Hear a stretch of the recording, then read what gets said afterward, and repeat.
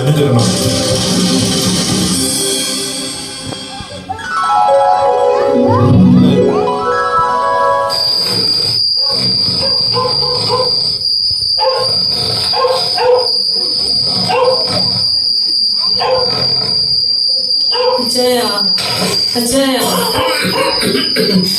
എന്ത് വാടി കുഞ്ഞെ ഈ പാദയാത്രയ്ക്ക്? എനിക്കാണെങ്കിൽ കിടന്നിട്ട് ഒട്ടും ഉറക്കം വരുന്നില്ലാന്നേ. എന്ത് പറ്റി ഇത്ര വലിയ പ്രശ്നം?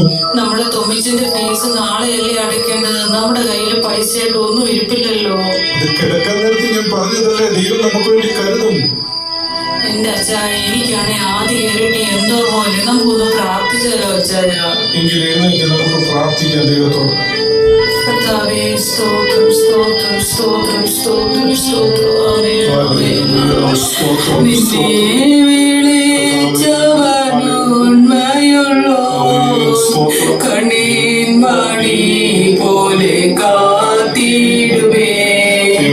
അന്ത്യം വരെ വരുതാതയവൻ താങ്ങി നടത്തിടും പൊൻകരത്താൽ അഴനേറും ജീവിതമായുവിൽ നീ തളരുകയോ ഇനി സഹജേ.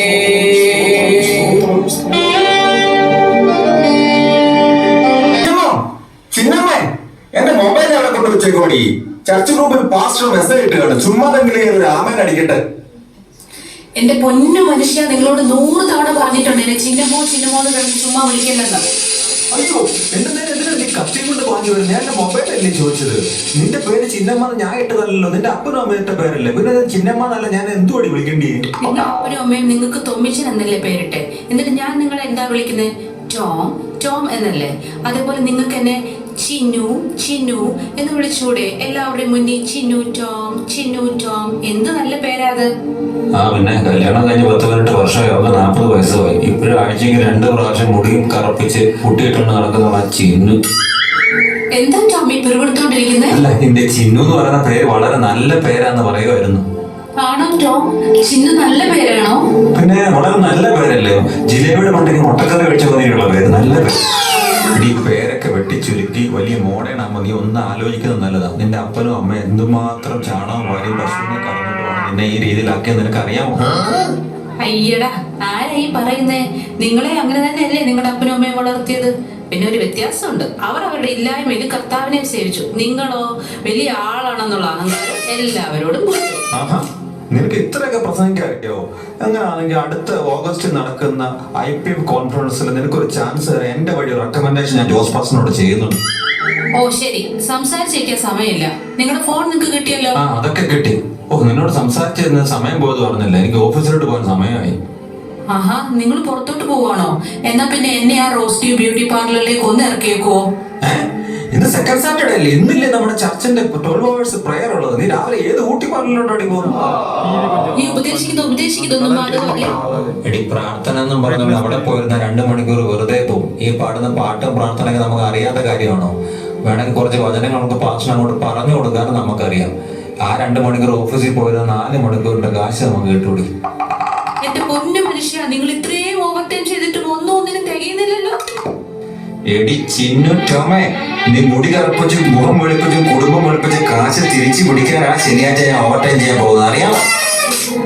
എന്റെ ടോമേ, നിങ്ങൾ എന്തോ വിചാരിച്ചേ? ഇന്ന് സെക്കൻഡ് സാറ്റർഡേ മീറ്റിംഗ് ലാസ്റ്റ് സെക്ഷനിൽ നമ്മൾ ചെല്ലുമ്പോ അവിടെ 4 ആൾക്കാരൊക്കെ കൂടുന്നതല്ലേ? അവിടെ ഞാൻ ഇച്ചിരി വൃത്തിക്കും മെനയ്ക്കും ഒക്കെ പോകണ്ടേ? നീ എന്തായാലും കാണരുത്. അല്ലേ പിന്നെ ടോമേ, ഞാൻ ബ്യൂട്ടി പാർലറിലേക്ക് പോകുന്നില്ല. അയ്യോ, നിനക്ക് ഇത്ര പെട്ടെന്ന് മാനസാന്തരം വന്നോടി? അതല്ലെന്നേ, അവർ പുതിയൊരു സർവീസ് ഇപ്പൊ തുടങ്ങിയിട്ടുണ്ടെന്നേ, ബ്യൂട്ടി അറ്റ് ഹോം. അവരുടെ ഒരു സ്റ്റാഫിനെ നമ്മുടെ വീട്ടിലേക്ക് വിടുവന്നേ. ഇപ്പൊ എങ്ങനെ ഇരിക്കണം?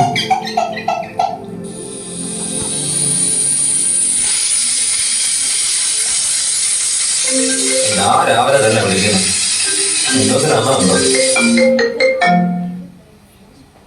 രക്ഷപ്പെട്ടു. പിന്നെ വിളിക്കണം.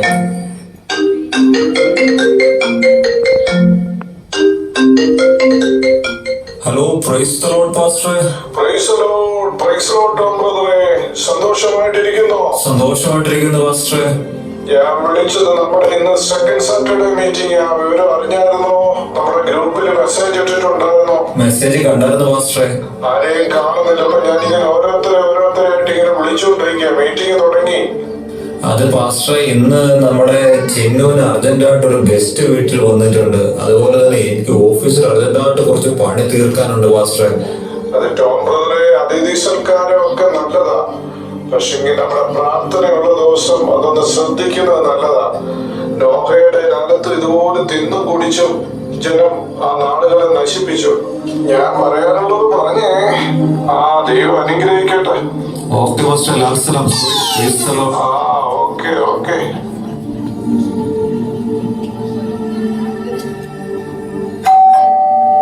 ചിന്നൂസ്, ആ ഡോർ ഒന്ന് ഓപ്പൺ ചെയ്തേ. ആമസോണിൽ നിന്നാണോ തോന്നുന്നത്?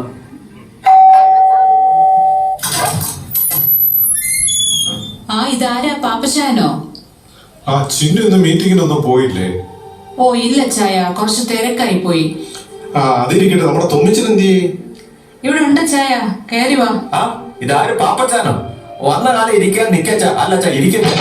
എന്റെ തൊമ്മിച്ച, ഞാൻ ഈ നെക്സ്റ്റ് വരെ വന്നത്. അപ്പം ഇവിടെ അടുത്ത് വന്നപ്പോ നിന്റെ വീട്ടിലൊന്ന് കേറിയിട്ട് പോകാന്ന് വെച്ചു. കുറച്ച് കാര്യങ്ങളൊന്ന് സംസാരിക്കാനും ഉണ്ടായിരുന്നേ. എന്ത് വെച്ചാൽ ഇതിനു വേണ്ടി സംസാരിക്കാം. ഇത് നമുക്ക് ഇരുന്ന് സംസാരിക്കാം. ആ അതിപ്പം ഞാനിപ്പം നമ്മുടെ സൺഡേ സ്കൂളിന്റെ ഹെഡ് പാസ്റ്റർ ഒക്കെ അല്ലേ. ഈ കോവിഡ് കഴിഞ്ഞ പിന്നെ ഓൺലൈന് ഓഫ്ലൈന്, ഇതിപ്പോ ഓണാണോ ഓഫാണോ എന്താണോ മൊത്തത്തിൽ അങ്ങൊരു ഇതാടാ. ഇപ്പം നമ്മുടെ പിള്ളേരൊക്കെ, വരുന്ന പിള്ളേരെ പഠിപ്പിക്കാനുള്ള സാറന്മാരില്ല. അങ്ങനെ കുറെ പ്രയാസങ്ങളിലൊക്കെ ഇങ്ങനെ പോവും. അപ്പം അതൊന്ന് നീയുമായിട്ടൊന്ന് സംസാരിച്ച് പരിഹരിക്കാന്ന് വെച്ചിട്ടാ. അതിന് സൺഡേ സ്കൂൾ ആൾക്കാരൊക്കെ ഇല്ല വെച്ചാ.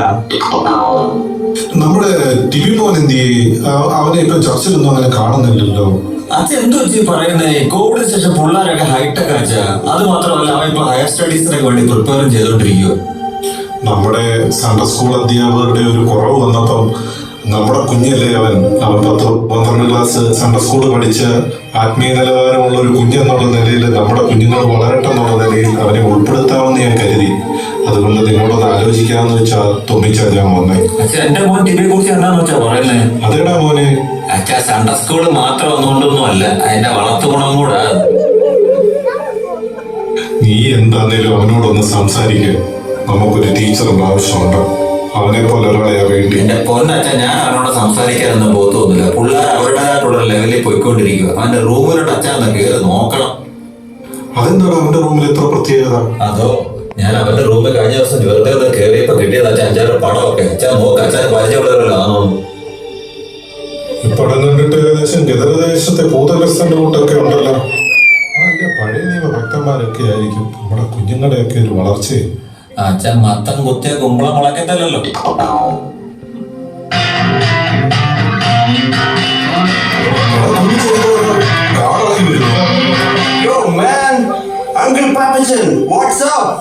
എന്താണ് മോനെ ഇത്? ടിവി മോന്റെ സൗണ്ട് പോലുണ്ടല്ലോ ഇത്.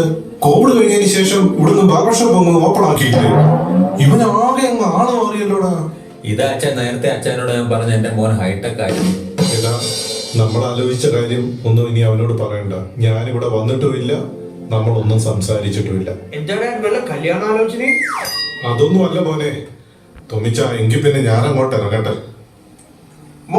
കഴിക്കാനൊന്നുമില്ലേ? എന്റെ പൊന്നുമോന് ഞാനിപ്പോ കഴിക്കാൻ തരാം. ആ പാപ്പച്ചാൻ ഇപ്പൊ അവിടൊക്കെ ചെന്ന് എന്തൊക്കെ ആരോടൊക്കെ പറയുമെന്ന് എനിക്കറിയില്ല. ചർച്ചിലുള്ളവരെയൊക്കെ ഞാൻ എങ്ങനെ ഇനി ഫേസ് ചെയ്യും? എന്റെ കർത്താവേ, നിങ്ങൾ എന്താ മനുഷ്യ ഒന്നും മിണ്ടാതെ നിൽക്കുന്നേ? ഇനിയൊന്നും മിണ്ടായിരിക്കും ചെല്ലു. അവനെ അവന്റെ വഴിക്കൊന്ന് വിട്ടേക്കാമോ? അപ്പൻ ഇപ്പോഴാണപ്പാ എന്റെ അപ്പനായത്. അല്ല, എന്തിനാ ഞാൻ എന്റെ എനർജി വേസ്റ്റ് ആക്കുന്നത്? അപ്പനും കൊള്ളാം, മോനും കൊള്ളാം. എന്റെ ടിബി, കർത്താവ് പറഞ്ഞിരിക്കുന്നത് സ്വന്തം വേർപ്പ് കൊണ്ട് അപ്പം ഭക്ഷിക്കണമെന്നാ. മമ്മിക്ക് അറിയില്ല എനിക്ക് അപ്പം ഇഷ്ടമല്ലെന്ന്. അയ്യോ, എന്റെ കെട്ടുന്നതിന്റെ ടൈമായി. മമ്മി പെട്ടെന്നൊരു ബുൾസ എടുത്ത്. നിങ്ങൾ അമ്മയും മോനോട് അപ്പം ചൂടുക, പുളിസ ഉണ്ടാക്കുകയൊക്കെ ചെയ്യും. ഞാൻ ഓഫീസിൽ പോവാ. Hello Hello, Betul TV Tommy? Who TV Tommy? What? Untuk malam Arabi? No English. Maafin mama? Only English. Your son is here at Albashan police station. Yalla taro jaldi. Come fast. Come fast. Okay sir. Okay.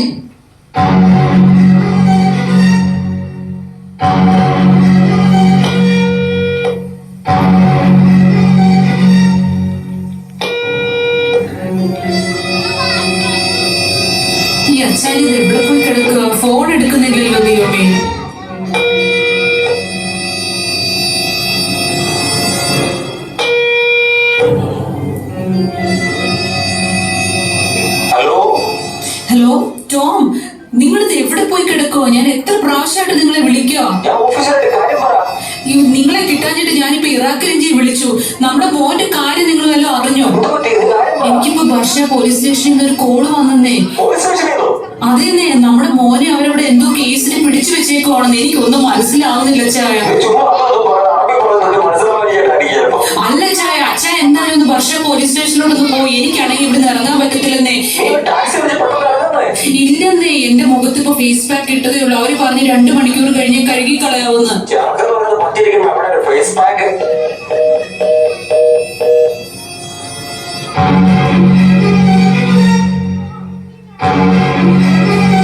ഇനി എന്താ ചെയ്യാ? പാസ്വേഡും കൂടെ ഒന്ന് പ്രാർത്ഥിക്കാൻ പറയാം.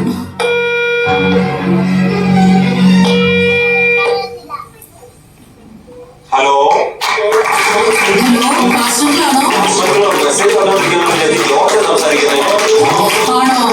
ജോർജെ, പാസ്വേഡിനോടൊന്ന് പറയൂ. നമ്മുടെ തിരുമോനി എന്തോ കേസിൽപ്പെട്ട് പോലീസ് സ്റ്റേഷനിലാണ്. ഒന്ന് പ്രാർത്ഥിക്കാൻ വേണ്ടി പറയുമോ?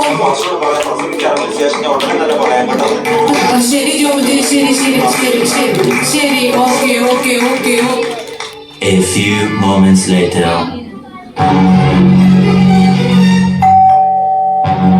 അവര് വന്നെന്നാ തോന്നുന്നേ.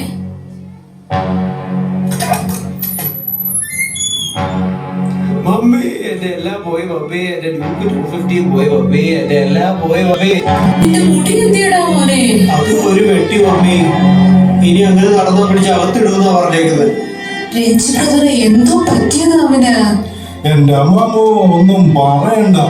ദൈവം പ്രവർത്തിച്ചുകൊണ്ട് മാത്രം ഈ കേസ് നമ്മൾ ഊരിപ്പോരുന്നത്. ഡാഡി എന്തിയടാ? ചിന്നമ്മാമയ്ക്ക് എല്ലാം കൊണ്ടും നല്ല കാലമാണല്ലോ. ബൈ വൺ ഗെറ്റ് വൺ ഫ്രീയുടെ കാലമാണ്. എനിക്കെന്തായാലും 2 കൈയല്ലേ ഉള്ളൂ. രണ്ടാമത്തെ സർപ്രൈസ് ഗിഫ്റ്റ് ഞാൻ ഇപ്പൊ കൊണ്ടുവരാം.